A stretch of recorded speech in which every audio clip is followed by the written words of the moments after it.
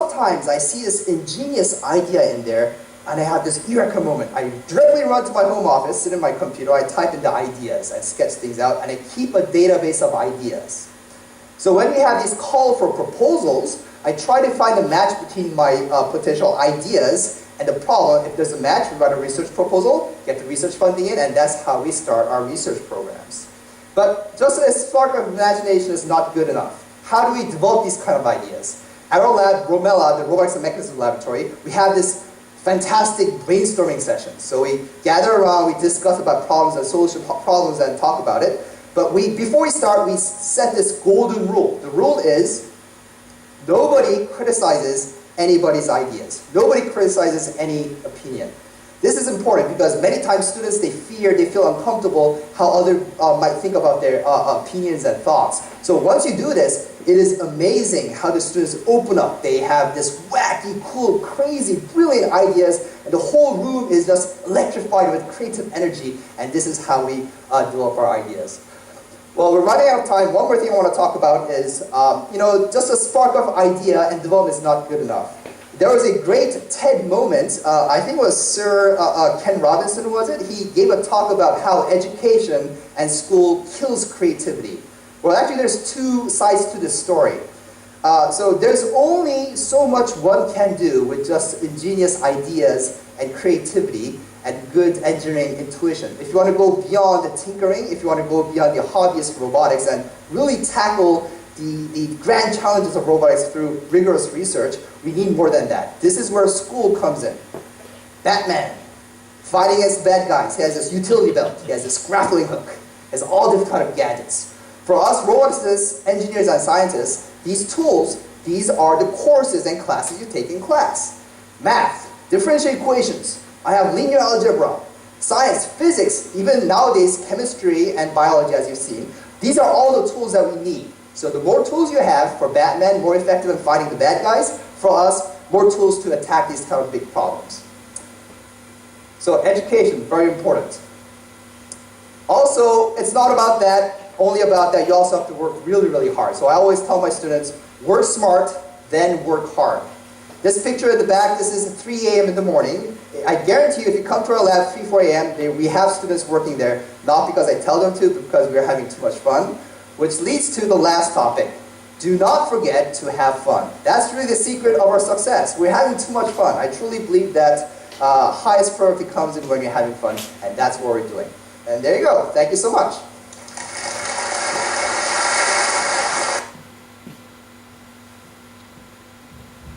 Am să vă mărturisesc acum că o bună parte dintre clipurile astea au fost alese cu scopul implicit și explicit de a le arăta băiatului meu de 16 ani, pe care îl prind foarte greu să-i arăt așa ceva, numai că am reușit să am convenția asta cu el, să vină lunea la cafenea. Așa că acum, vrând nevrând, a trebuit să se uite la ele.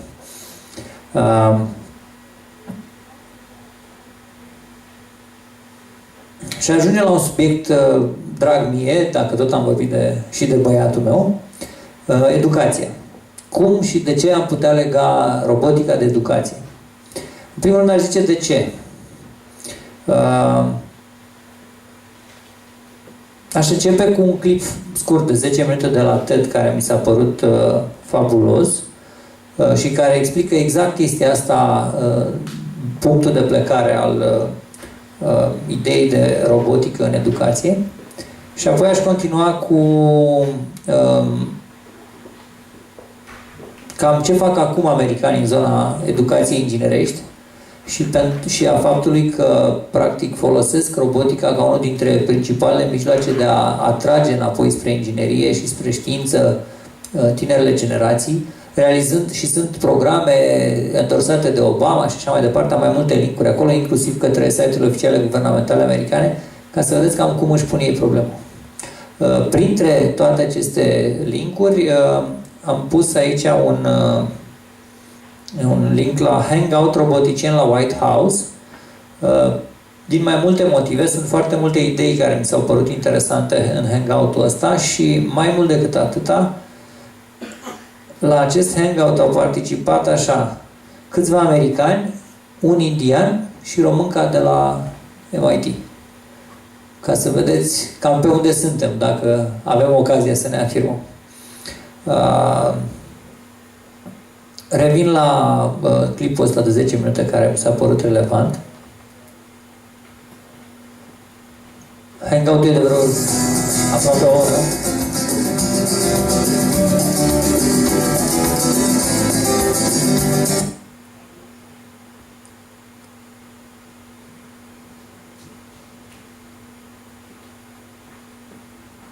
All of your problems.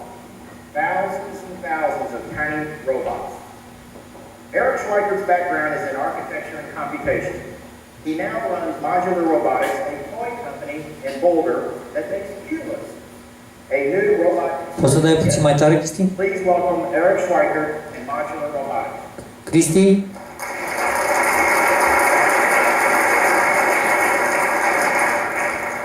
All right, hi. Can't see me. This is amazing. I don't need this. Thank you very much. Hi, I'm Eric Schweikert, and I design robot toys. You want to go on the stool? Oh, it's not John King either. When this happens, I design robot toys for kids. And as a designer, I've always been really fascinated with the design of natural things, biological things. We make spaceships. Well, this kind of give it a headline thing. We make spaceships, we make flying cars and everything, but we don't make anything nearly as wonderful as biological things like people or peacocks.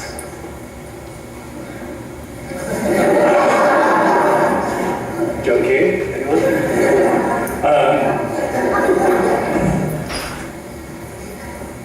No love?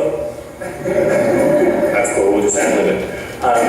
Yeah, peacocks, blue, glowy, Să mergi la casă mai mare, să nu le meargă prezentare. amazing.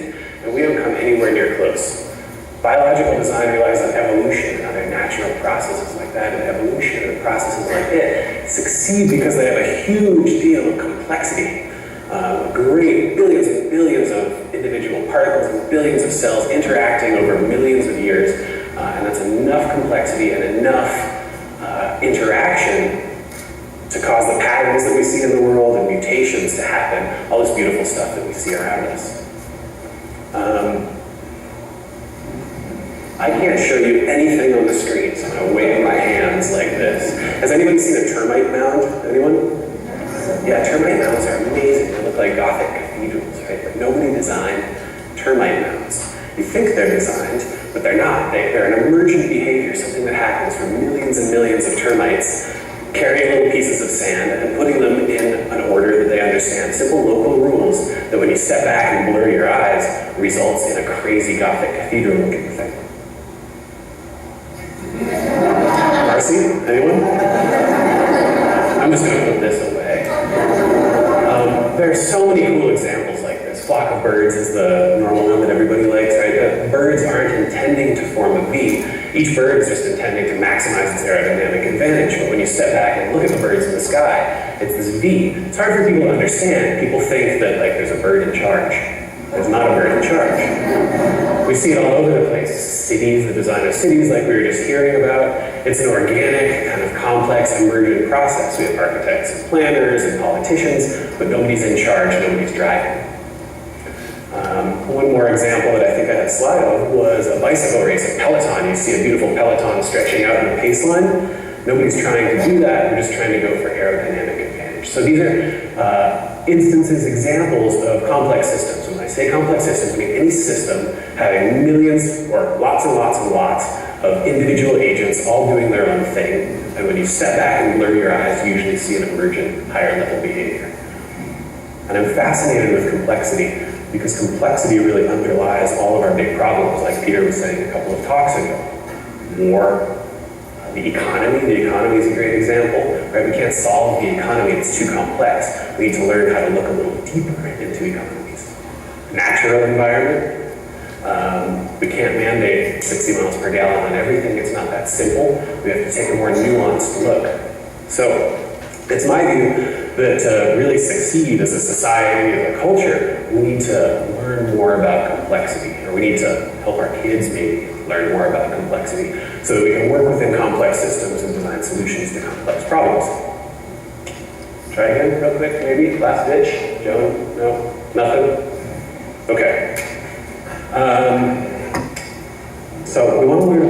complexity, and I think there are two ways to learn.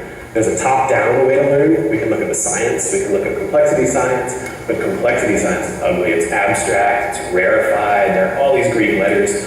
Nobody sees it. I think it's maybe good for describing complex systems, but I don't necessarily think it's good for understanding complexity. And the other way to learn is more of a bottom-up way of learning. Learning by building things, learning by building models of systems, thinking with your hands, learning by putting things together. I learn really well that way, and I think a lot of other people do too. And I wish I could show you the next little demo, because I can't wave my hands well enough to describe it. Nothing. Ad-lib. Okay, is anybody familiar with the Game of Life? Game of Life, not that one with the little cars. John Conway's Game of Life. It's a cellular automata simulation. And that's the typical example for building little models of complexity. I'm trying to get out of, that's so much better.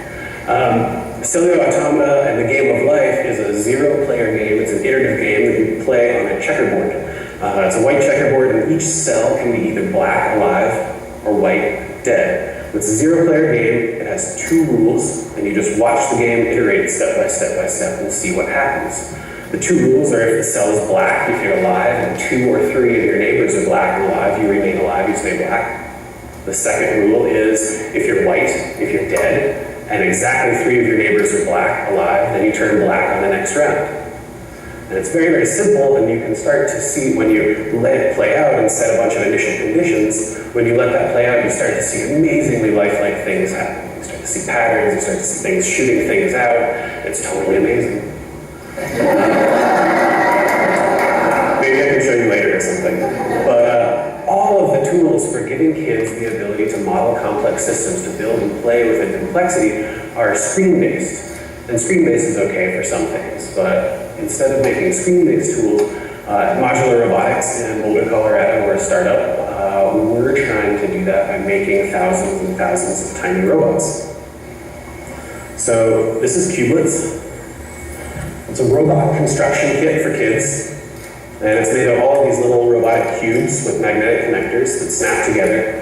There's no programming, there's no wiring. Traditionally, when kids build robots, they build a plastic and metal robot, and then they switch their attention over to the laptop to program the brain. That's not how we work, and that's not how cubelets work either.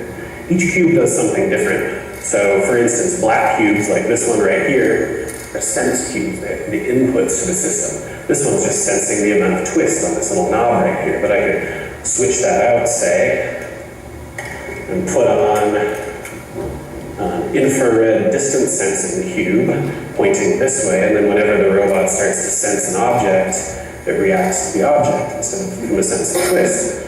And we've got, light sensor cubes. Any kind of sensing you can imagine gives a cube. You cover up a little light sensor, it sends a lower value to its neighbor. Let's see, this is a drive cube. The clear cubes are outputs, they're action cubes. This is a drive cube with little motors on it. And I'll hook it up to a distance sensor cube. And since we've gone totally ad-libbing, I'm just playing on the floor. Here. So here's a distance sensor cube, and a drive cube, and a battery cube. And when I stick them on there, we get a little robot that reacts to objects. So when it sees my hand, the distance sensor cube sends a high number to the drive cube, and it starts to scoot across the floor. Now that's not totally complex. We're not seeing higher level behaviors there. But if we add another drive cube maybe, and another one of these distance sensor cubes, and a blocker cube in the middle, which effectively separates these two modules. Then we get a little robot like this that steers away from my hands, which kind of looks like it's exhibiting intentional looking behavior, right? If we put a little furry suit on it and saw it on the table, we'd think, oh, it's scared of my hand, it's steering away. But it's not. Nobody programmed that. We didn't program it to steer, we didn't program it to turn away. That just sort of happened. It's an emergent behavior that we see. And I think that stuff's important because it's really easy for people to ascribe intentionality, to ascribe a designer to things that they see in the world, when actually things just sort of happen. There are two ways of playing with cubelets. There's this way, just playing around on the floor with the blocks out of the box. And then you can go ahead and reprogram cubelets. you snap on a battery kubelet, connect it to your iPhone, see what the program is on any individual kubelet, because each one has a tiny computer inside, and write a new program. So last night, I reprogrammed this flashlight block. Let's see here. We find the normal flashlight block here, and I have a distance sensor here. Why don't I turn it around? That'll make more sense. And this works like we think it would. When the distance sensor detects an object, it sends a value to the flashlight block, and the flashlight turns on its flashlight according to that value, right? This flashlight block I've reprogrammed to be sort of a threshold. It's like an automatic paper towel dispenser in the bathroom, right? When it detects a swipe, it latches and turns a state and turns the flashlight on, and you can turn it on and off like that. It's handy for washing dishes when you don't touch the light. Here's another drive block that I've reprogrammed to listen to two different distance sensors. Normally drive blocks just drive in one direction at a rate according to which the sensor is told it to. So this particular drive block is different though. When a drive block detects an object, the drive block notices that and switches direction and listens to the other distance sensor. So we get a little awesome. Trying to educate formally. We always say fun first, education later in national robotics. We're not trying to teach national science education standards or the science behind complexity, but I think that by giving kids little models, little tools to create their own models of complex systems, that we can help them gain really powerful intuitions about how patterns emerge in the world. Thanks. Am încercat să văd dacă am eu modelul cu Game of Life pe NetLogo ca să-l vedeți despre ce vorba, dar nu l-am găsit. Roboți în formație. Și ăsta e spectaculos. Apropo de cum putem motiva educația, apropo de moduri în care am putea sugera sau deschide apetitul copiilor și tinerilor pentru